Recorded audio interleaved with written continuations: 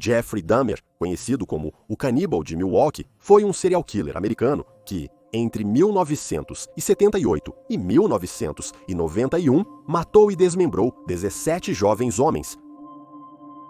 Dahmer atraía suas vítimas de bares gays, shoppings e pontos de ônibus, oferecendo sexo ou dinheiro. Porém, ao retornarem para seu apartamento em Milwaukee, ele colocava drogas nas bebidas deles antes de estrangulá-los quando ficavam inconscientes. Em seguida, ele profanava os cadáveres e fotografava com uma Polaroid em posições sugestivas para reviver a experiência posteriormente. Dahmer descartava alguns dos corpos, dissolvendo-os em ácido dentro de um tambor em seu quarto. Com algumas vítimas posteriores, Dahmer começou a desenvolver rituais e tentou lobotomias rudimentares, perfurando o crânio de Errol Lindsey ainda vivo e injetando ácido muriático antes de estrangulá-lo. Se tudo isso já não fosse ruim o suficiente, ele também comeu a carne de algumas de suas vítimas. Dahmer iniciou seus assassinatos morando com seus pais e depois com sua avó, matando 5 pessoas antes de se mudar para o apartamento 213, na Rua Norte, 25, número 924, Milwaukee, Wisconsin. Mais 12 vítimas foram mortas em seu apartamento, totalizando 17. Dahmer foi capturado em 22 de julho de 1991, após uma de suas vítimas pretendidas, Tracy Edwards, escapar do apartamento dele, ainda algemada, e sinalizar para um carro de polícia. Ao chegar ao apartamento de Dahmer, os oficiais se surpreenderam com o que encontraram. Um total de 4 cabeças humanas foram encontradas na cozinha, 7 crânios, alguns pintados no quarto. Na geladeira, havia 2 corações humanos e uma porção de músculo do braço. No freezer, havia um tronco inteiro, bem como outros restos humanos encontrados em uma bolsa. No apartamento, foram encontrados 2 esqueletos completos, outras partes do corpo e dentro de um tambor azul de 57 galões, mais troncos se dissolvendo em ácido. Após sua prisão, Dahmer confessou todos os 17 assassinatos. Em seu julgamento, ele foi condenado por 15 assassinatos em Wisconsin e 1 em Ohio e sentenciado à prisão perpétua. Ele foi descrito como um homem são, em pleno controle de suas ações. Em fevereiro de 1992, Dahmer chegou à instituição correcional de Columbia, em Portage, Wisconsin, para começar sua sentença. Devido à ampla cobertura midiática sobre seus crimes macabros, os outros detentos sabiam bem quem era Jeffrey Dahmer, tornando-o um alvo natural na prisão. Considerando isso, os funcionários da prisão decidiram que seria mais seguro manter Dahmer longe da população geral, para evitar que outro detento buscasse notoriedade, atacando o infame serial killer. No início, Dahmer foi posto em confinamento solitário e era acorrentado fora da cela. Contudo, em seu primeiro ano, Dahmer foi bem comportado e considerado um detento exemplar. Como resultado, quando ele solicitou mais liberdade, seu pedido foi atendido e transferido do isolamento para uma unidade com detentos com problemas emocionais. Lá ele pôde frequentar aulas, participar de refeições comunitárias e realizar várias tarefas de trabalho dentro da instituição. Aparentemente, ele construía relacionamentos positivos com os companheiros de cela. Porém, a interação frequente e sem supervisão tornou-se tensa, pois seu comportamento insensível e doentio os irritava. Dahmer aparentava se deleitar com sua notoriedade, frequentemente fazendo piadas mórbidas com outros detentos sobre seus crimes. Ele costumava provocar prisioneiros e guardas, dizendo "eu mordo" para ver suas reações. Em um caso perturbador, ele colocou um cartaz anunciando uma reunião para canibais anônimos. Ele também, supostamente, moldava a comida da prisão para se parecer com partes do corpo ou membros decepados, usando ketchup como sangue.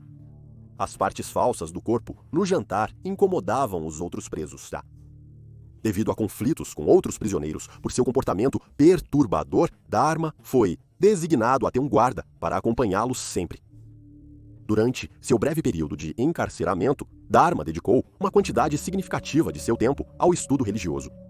Seu pai, um cristão renascido devoto, deu-lhe diversos materiais religiosos que o incentivaram a explorar a fé. Ele então se matriculou em um curso bíblico por correspondência, aprofundando-se nos ensinamentos e princípios cristãos. Na primavera de 1994, Jeffrey Dahmer expressou o desejo de abraçar o cristianismo e passar por uma conversão religiosa. Em maio daquele ano, ele participou de uma cerimônia de batismo, vestindo roupas brancas para simbolizar sua nova fé. O batismo aconteceu em uma banheira de hidromassagem na prisão. Contudo, muitos permaneceram céticos quanto à autenticidade da nova fé do assassino. Considerando seu passado como um manipulador astuto, que usa sua inteligência para evitar a prisão, sua sinceridade foi questionada. Apesar desse ceticismo, Dahmer demonstrou um notável compromisso com sua fé ao se reunir regularmente com o pastor que o batizou para sessões semanais de estudo da Bíblia. Mas mesmo na igreja, Dharma não se sentia totalmente seguro. Durante um serviço de capela em julho de 1994, outro detento tentou cortar a garganta de Dharma com uma arma caseira, mas a lâmina quebrou, deixando-o apenas com um arranhão. Após o incidente, Dharma foi colocado em isolamento temporário, mas não queria ficar lá, e explicou que seu agressor cubano provavelmente estava tentando ser deportado de volta para seu país. Os funcionários da prisão aceitaram a explicação de Dahmer e o classificaram como um incidente isolado, permitindo que ele retornasse à população carcerária geral. Contudo, logo Dahmer enfrentou outro ataque. Na manhã de 28 de novembro de 1994, Dahmer foi designado para um serviço de limpeza que havia começado 3 semanas antes. Acompanhado por 2 companheiros de cela, Jesse Anderson e Christopher Scarver. Os 3 homens ficaram sozinhos e sem algemas por cerca de 20 minutos para limpar o banheiro da academia. Nesse período, enquanto Scarver enchia seu esfregão e balde, um dos homens o cutucou nas costas. Ele não viu quem era, mas a cutucada o irritou. Ele se virou e viu Anderson e Dahmer rindo baixinho. Scarver encarou os 2 homens, tentando descobrir quem era o culpado. Os homens se separaram, e Scarver, supostamente com um recorte de jornal sobre os crimes de Dahmer no bolso, pegou uma barra de metal de 50 centímetros e 2,5 kg da academia. Ele então seguiu Dahmer até o vestiário dos funcionários e o confrontou sobre os crimes descritos no recorte de jornal. Dahmer pareceu chocado com a pergunta e começou a procurar a porta para escapar, mas Scarver o bloqueou e o espancou com uma barra de metal e bateu sua cabeça contra a parede. Scarver então foi rapidamente ao outro vestiário e fez o mesmo com Anderson.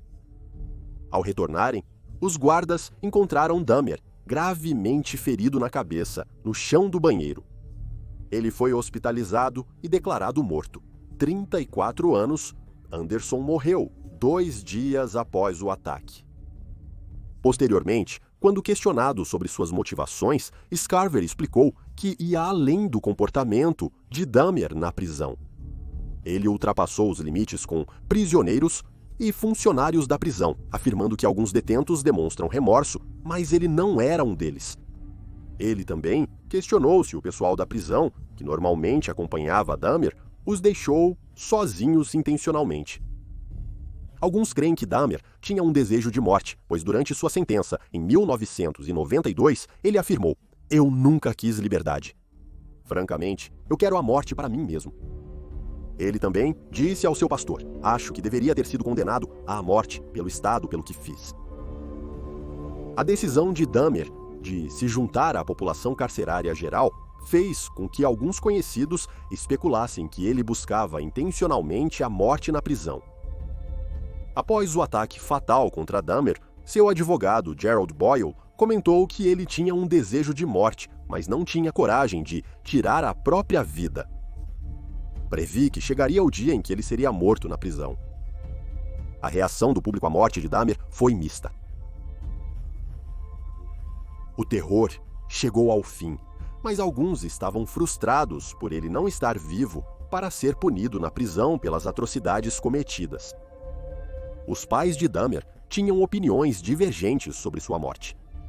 Segundo o Washington Post, Joyce, a mãe de Dahmer, queria preservar o cérebro dele para estudos científicos sobre seu comportamento, enquanto Lionel, seu pai, desejava que fosse cremado junto com o restante do corpo.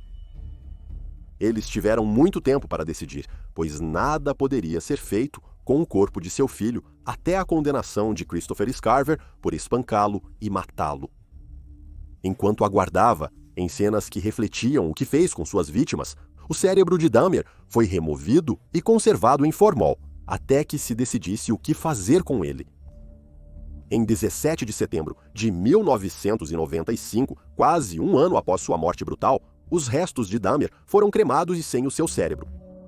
Seu pai, Lionel, ficou com metade das cinzas, enquanto sua mãe, Joyce, ficou com a outra metade. Uma audiência judicial sobre o cérebro de Dahmer foi marcada posteriormente e a decisão final favoreceu seu pai, liberando o cérebro para cremação. Para as famílias das vítimas de Dahmer, seu pesadelo nunca acabará. E embora o assassinato na prisão tenha marcado o fim físico de Jeffrey Dahmer, sua notoriedade garante que seu nome perdurará na história por muitos anos através de livros, vídeos e filmes, e ele será para sempre lembrado como um dos serial killers mais hediondos de todos os tempos.